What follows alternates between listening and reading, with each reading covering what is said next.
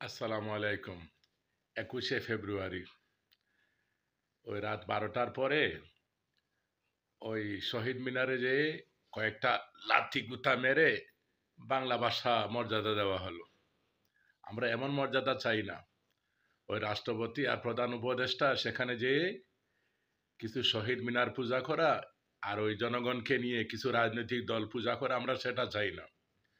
আমরা যদি সত্যিকারের অর্থে রাষ্ট্রভাষা অর্থাৎ মাতৃভাষাকে যদি মর্যাদা দিতেই চাই, তাহলে বাংলাদেশের আদালতের সর্বপ্রথম বাংলা ভাষা বাধ্যতামূলক চালু করতে হবে এবং আইন তৈরি করতে হবে যে আদালতে, বিশেষ করে হাইকোর্ট, সুপ্রিম কোর্টে কোনো ইংলিশ বাক্য পাঠ করা যাবে না এবং ইংলিশে সেই বিচারের রায় লেখা যাবে না।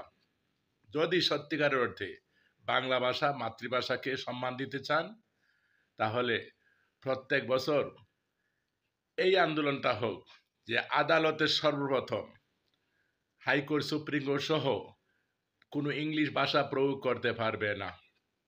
কারণ বাংলাদেশে তো কোনো ইন্টারন্যাশনাল কোনো লয়ার নাই।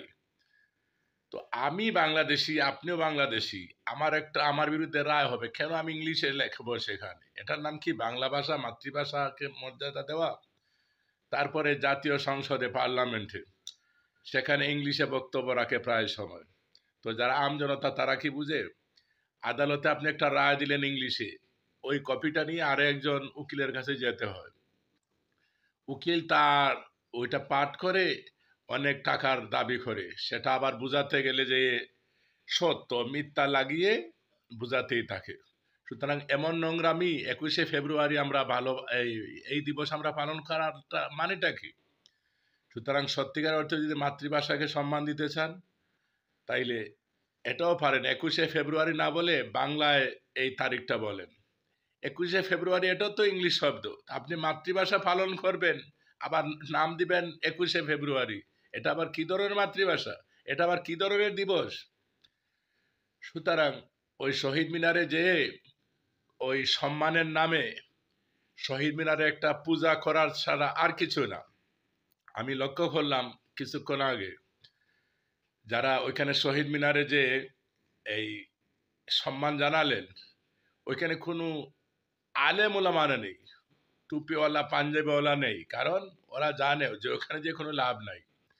সত্যিকারের অর্থে যদি ভাষা আন্দোলন এবং মাতৃভাষাকে সম্মান দিতে চান, তাহলে আদালতে বাধ্যতামূলক বাংলা ভাষা চালু করুন।